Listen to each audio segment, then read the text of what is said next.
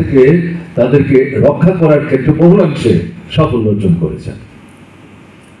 আমি আজকে এই কথাটা এখানে বলছি, আপনারা আজকে যারা এখানে উপস্থিত হয়েছেন তার মধ্যে একটা উল্লেখযোগ্য অংশ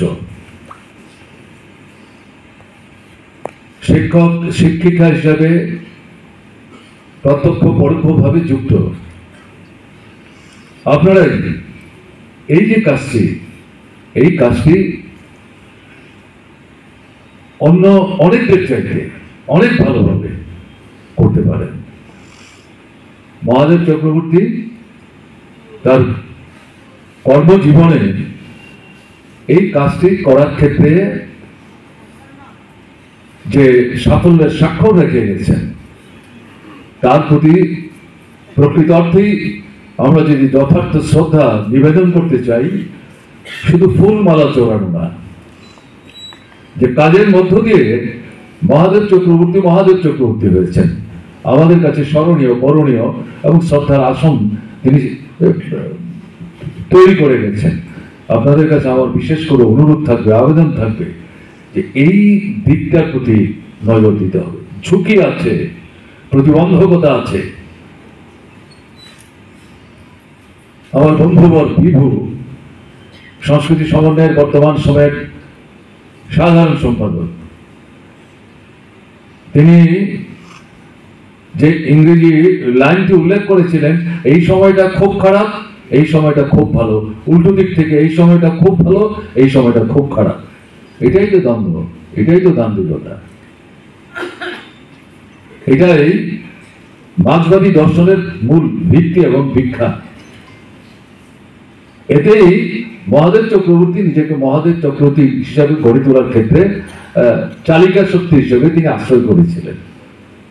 তার লেখালেখিতে এই জিনিস তিনি আনবেন, এতে বিস্মিত হওয়ার কিছু নেই। সেদিক থেকে যেটা আপনাদের কাছে সবিনয় অনুরোধ করবো, যত প্রতিবন্ধকতাই থাকুক, আপনি শিক্ষক, আলাদা মর্যাদা শিক্ষাঙ্গনে, শিক্ষাঙ্গনের বাইরে সমাজ জীবনে আপনার আছে। এটাকে সুসংহত করার ক্ষেত্রে শুধু পরীক্ষা পাশের জন্য ছেলেকে মেয়েকে তৈরি করে না, মানুষ হিসেবে গড়ে তোলবার জন্য সমাজ সভ্যতার অগ্রগতিতে সে যাতে তার গুরুদায়িত্ব প্রতিপালন করার ক্ষেত্রে পেছিয়ে না যায়, তাকে ধ্বংস করে দেওয়ার যে চক্রান্ত চলছে তার থেকে তাকে মুক্ত করার জন্য আপনারা এগিয়ে আসুন। এটাই হবে মহাদেব চক্রবর্তীর প্রতি যথার্থ আন্তরিক শ্রদ্ধা। দ্বিতীয় যে বিষয়টা, যে সংগঠনটির গোড়াপত্তনের সময় থেকে তিনি সাধারণ সম্পাদকের দায়িত্বে বৃত ছিলেন। এটা এমন না অনিল সরকার আর গৌতম দাস বলেছেন বলে তিনি সম্পাদকের দায়িত্ব অনিচ্ছা সত্ত্বে কাঁধে নিয়েছেন, মোটেই কিন্তু ঘটনাটা না। তিনি সার্বিক দিক থেকেই একজন সংস্কৃত মনা মানুষ ছিলেন। বিশ্ববিদ্যালয়ে যখন তিনি অধ্যাপনা করেন, তার যে গোটা অঙ্গন, এটাকে একটা সংস্কৃতির অঙ্গন হিসেবে করে তোলবার চেষ্টা করেছেন। সেটা আমাদের লক্ষ্যের মধ্যে ছিল, আমরা দেখেছি। তার কর্মধারা সম্পর্কে এই ক্ষেত্রে যারা কাজ করেছেন তারা অনেকে এখানে আছেন, তারা অনেক কিছু ভালো জানেন, কেউ কেউ আলোচনা করতে গিয়ে উল্লেখ করেছেন। আমি যেটা সবিনয় এই ক্ষেত্রে, এই অঙ্গনে যারা ছড়িয়ে আছেন তাদেরকে অনুরোধ করব, মনোরঞ্জনের জন্য সাংস্কৃতিক কর্মকাণ্ড, এটা বাদ দিয়ে সাংস্কৃতিক কর্মকাণ্ডকে চিন্তা করতে গেলে এটা অবাস্তব হবে, বাস্তব বিরোধী হবে। কিন্তু তার মধ্যে যে মূল লক্ষ্যটা থাকবে, বাস্তব জীবনের যে অভিজ্ঞতা, বর্তমান সময়ের যে অভিজ্ঞতা, তার মধ্যে যে ইতিবাচক দিকগুলি, তার মধ্যে যে নেতিবাচক দিকগুলোকে মোকাবেলা করে ইতিবাচক যে দিকগুলো, সেগুলিকে সংহত করে সংস্কৃতি অঙ্গনে কোথাও নাটক, কোথাও যাত্রা, কোথাও কবিতা, কোথাও প্রবন্ধ, কোথাও নাচ, কোথাও বাজনা, এর মধ্য দিয়ে তাকে উপস্থিত করতে হবে। এই কাজটা করার লক্ষ্য নিয়েই কিন্তু মহাদেব চক্রবর্তীর এই প্রতিষ্ঠানের জন্মলগ্ন থেকে ভিত্তি প্রস্তর স্থাপত্যের অন্যতম হিসাবে আগ্রহ নিয়ে তিনি কাজ করার চেষ্টা করেছেন। আজকের দিনে এটা সমধিক গুরুত্বপূর্ণ। মতাদর্শের সংগ্রামের কথা যেটা বললাম, সংস্কৃতির অঙ্গনে এক্ষেত্রেও এটা অত্যন্ত গুরুত্বপূর্ণ। আমরা লক্ষ্য করছি অনুষ্ঠানের সংখ্যা অনেক কমে গেছে। আগ্রহ শিল্পীরা আগে যেভাবে উদ্দীপনা নিয়ে এই কর্মকাণ্ডে নিজেরা ঝাঁপিয়ে পড়তেন, এখন সংকোচ বোধ করেন। এমনকি কোনো কোনো অনুষ্ঠানে তাদেরকে আমন্ত্রণ জানালে একটা সঙ্গীত পরিবেশনের জন্য তারা সংকুচিত হয়ে পড়েন। পরিস্থিতির কারণে তার জন্য তাদেরকে অপরাধী হিসেবে চিহ্নিত করা ঠিক হবে না। তাদেরকে গুণের সম্ভার নিয়ে নিজেদের একটা অবস্থান সমাজ জীবনে তারা প্রতিষ্ঠা করতে সক্ষম হয়েছিলেন, তাকে খাটো করে দেখা কিন্তু ঠিক হবে না। কিন্তু এই পরিস্থিতিকে তো এইভাবে চলতে দেওয়া যায় না।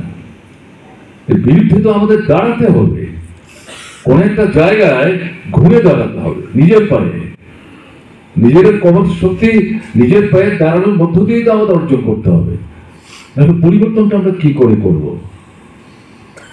মহাদেব চক্রবর্তী তার সমস্ত জীবনটাই তো এই পরিবর্তনের লক্ষ্যকে সামনে নিয়ে কাজ করে গেছে। তার প্রতি যথার্থ শ্রদ্ধা দেখাতে গেলে পর এই যে একটা অন্যতম গুরুত্বপূর্ণ ক্ষেত্রে তিনি বিচরণ করেছেন অবাধে। মহাদেব বাবুকে গান গাইতে কেউ শুনেছেন?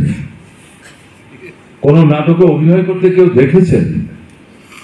অথবা কোনো অনুষ্ঠানে স্বপন মন্দির মতো আবৃত্তি পাঠ করতে কেউ শুনেছেন?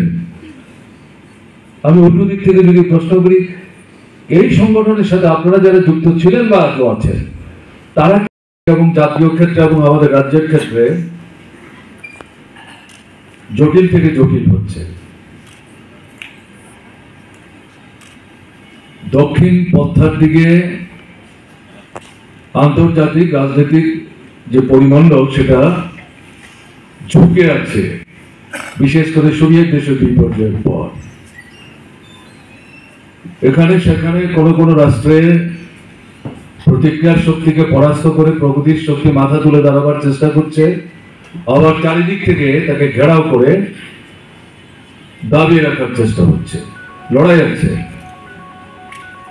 তার প্রতিফলন আমাদের দেশের মধ্যে ঘটছে। আমাদের দেশের আভ্যন্তরীণ পরিস্থিতি সম্পর্কে এই মঞ্চে দাঁড়িয়ে বিস্তৃতভাবে বলার অবকাশ নেই, আমি সে চেষ্টাও করছি না।